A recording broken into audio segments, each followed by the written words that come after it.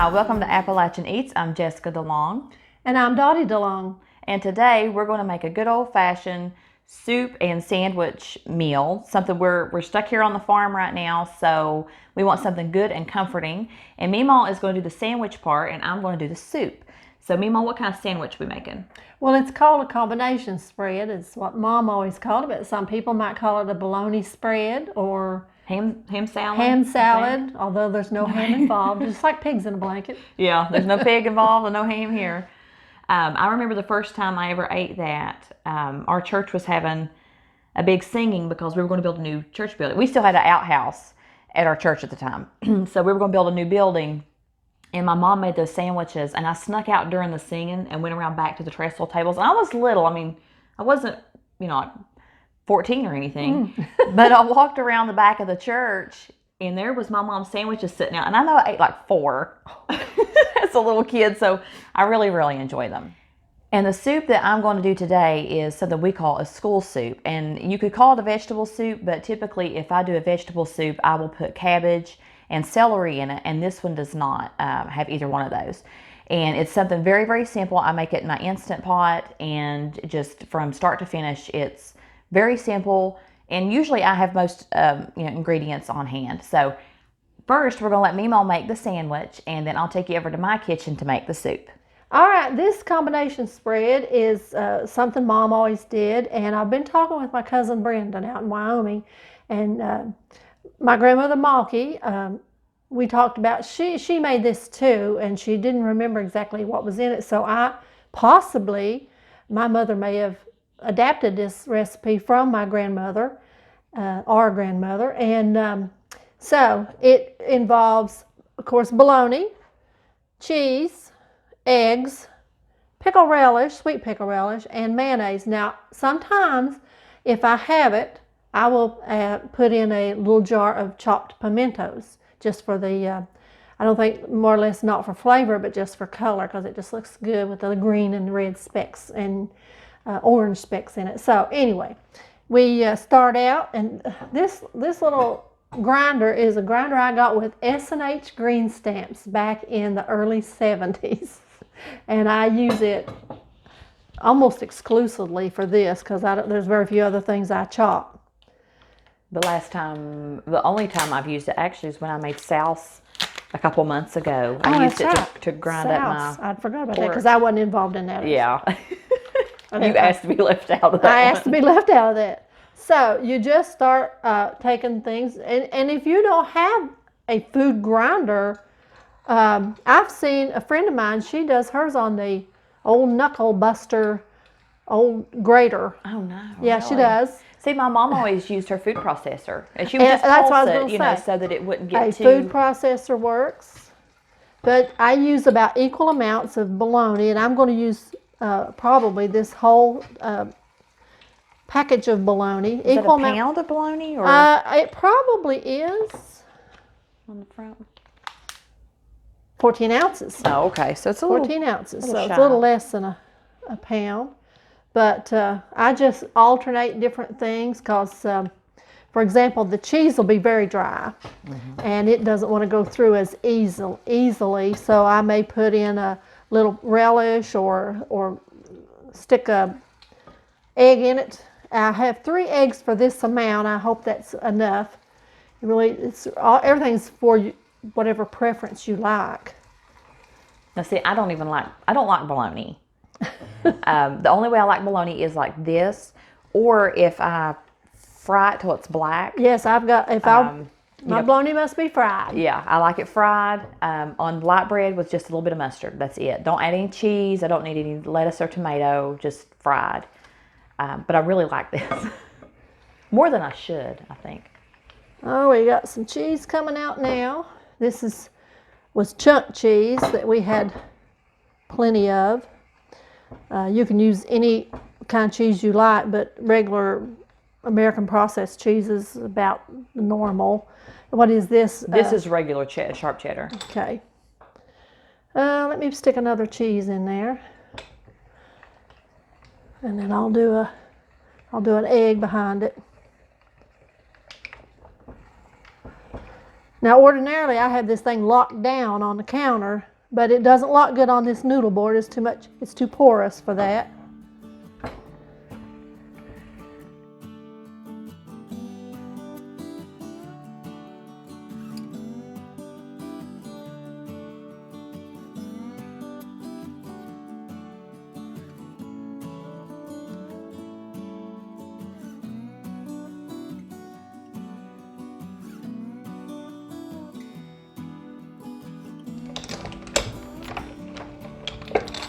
All right, so I've got the ingredients, those ingredients in there. Cheese, bologna, eggs, and I put a little bit of pickle relish in, but we've decided we're just going to wait and do the pickle relish as we need it.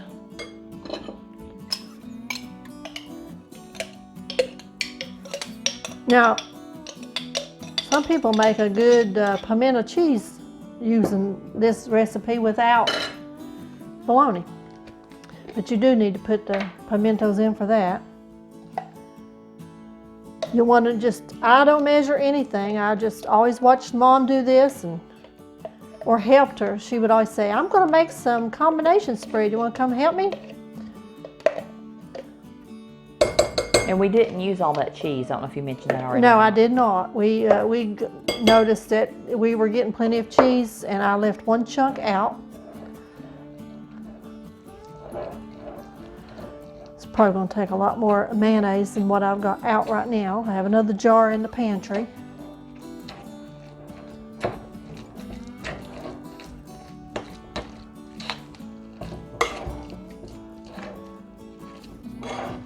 Do you have a preference of bologna? No, not really. Don't use garlic bologna. That would be... I always thought you just used that for fishing. I don't know. I've bought it before, but I don't think it would be really good in this spread. And now, some people likes it more wet with mayonnaise, and you can always pour pickle juice in there if you want to. Have you ever eaten it with dill, like dill relish? Yes, I have. And it's pretty good. Sweet pickles, to me, is the pickles, but you could sprinkle some dill on it. I don't know. I guess that would be whether you liked it or not.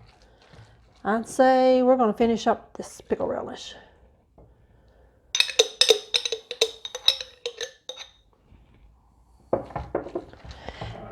And my husband, Papa, likes it dry. He's not a mayonnaise person, so when I'm doing it for him, I might not. So, yeah, I think I want just a little teeny bit more mayonnaise, and we would be done. This is it. Any salt or pepper? No, don't salt it, because the bologna and the cheese, mayonnaise, everything's got salt in it. You do not need to salt this. And don't eat these before bed, because you'll wake up the next morning with your feet swollen. Or your fingers, or puppy eyes. So, other than maybe a little more mayonnaise, I see I missed a spot down here at the very bottom. Now see, I don't like mine like really wet either. Well, then we'll probably stop right there then, because you all outvote me 2-1. We'll vote you off the island, Memaw. So anyway, there you are, combination spread, bologna spread, Ham salad, whatever you want. And you can use ham. We have used ham. When I worked at the Rebel Barn, we would have extra ham, and we have made it using ham, and it does very well. So. All right, now we need soup. Yep. I guess that's my department. Move on to the soup department. There we go. All right, so to get started with school soup, I have 1 pound of ground beef here in my Instant Pot, and 1 medium onion chopped. And we want to brown this mostly. You don't have to get it completely brown. You just want it broken up really, really well. And we will finish it off here in the Instant Pot.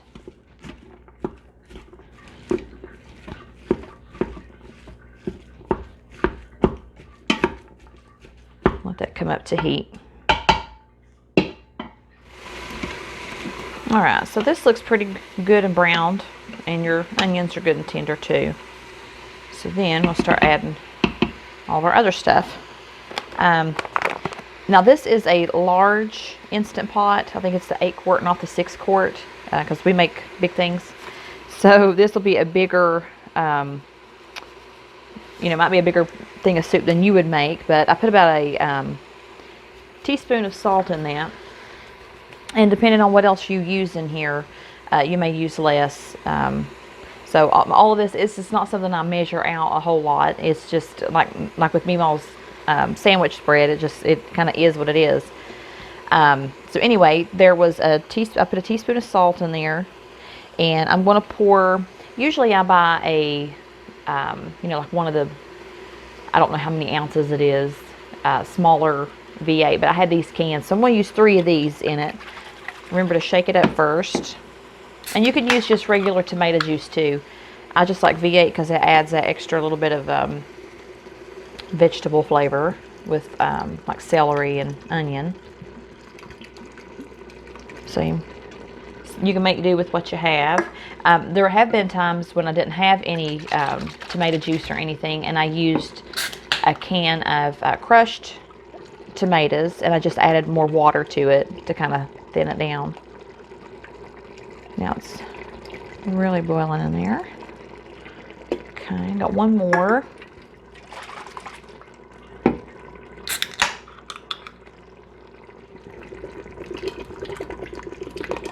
Ooh, it's kind of splashy. Okay. So there we have that. Now before I add, I have some chicken stock here. You could use beef stock or whatever. This is, I had made this from some chicken frames that I had. I'm going to add my potatoes first, and I used about 8 medium potatoes, and that might seem a lot for you, but once again, we're making a really big pot here, and it's something that we'll eat on for a couple of days, more than likely. So I'm going to just drain some of the water out of them. All right, so I have the potatoes in. I'm going to give everything a good stir and kind of look at where I'm at here. If you don't have an Instant Pot, I suggest you look for one, especially when they're on sale around Christmas, because they're really, really handy. I didn't think I would use it as much as I do, but I use it a lot. So now I have a bag of mixed vegetables, and this is a large bag. And I'm not going to use all of this large bag because I have another recipe I want to use. I don't need a ton, but I'll probably use maybe 2/3 of this bag. And this one here is a 2-pound bag. So let me get some scissors. All right. Yeah, that's good. Now go ahead and stir that too. And if you like a little bit of heat in this, you could add a little hot sauce, a little cayenne pepper, any of that warm spice you like. Now I'm going to go ahead and use my chicken stock here because I want everything to be covered, but I don't want it really, really wet. But just a good, yeah, that looks pretty good. Whoops. All right. So all we have to do now is put on our lid and set it on the soup mode. Or if you don't have an Instant Pot, you could do this on the stove and just turn it down and let it simmer until it is tender. And that's school soup.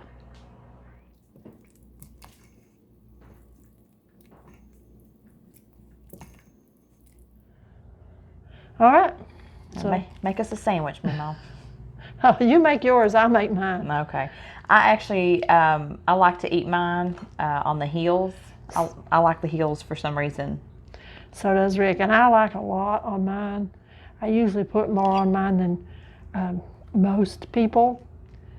As long as it's not wet, Yeah. I'm okay with it. Well, believe me, this one's not wet. There you go. Alrighty. Now I had some soup earlier, and I did think that it needed a touch of salt, but it should be cool enough down now. You need a ladle? Oh, there's a ladle in there. I've done it. Oh, okay. Never mind. Apparently, I'm not paying attention. Well, what I was thinking was, I was thinking about cutting my sandwich in two so you could see the inside. Oh, okay.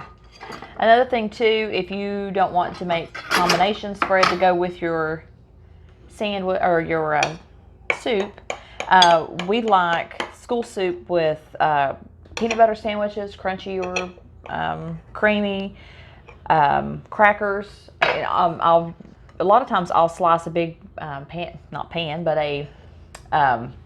thing of cheese, and the kids will have cheese with it.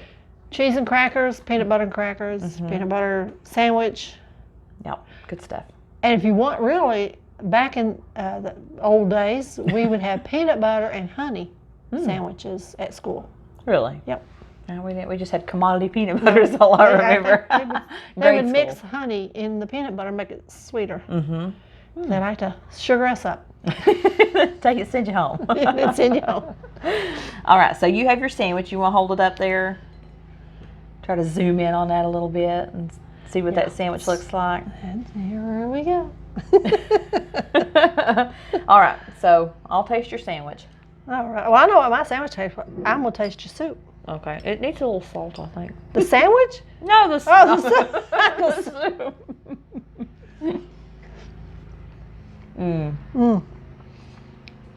Oh, no, it's good. I'm not sure it needs salt.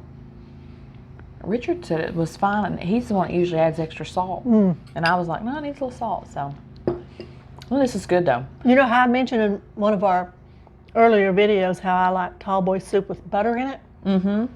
Just a dollop of butter in this would be great. So we're living in the past. Yeah.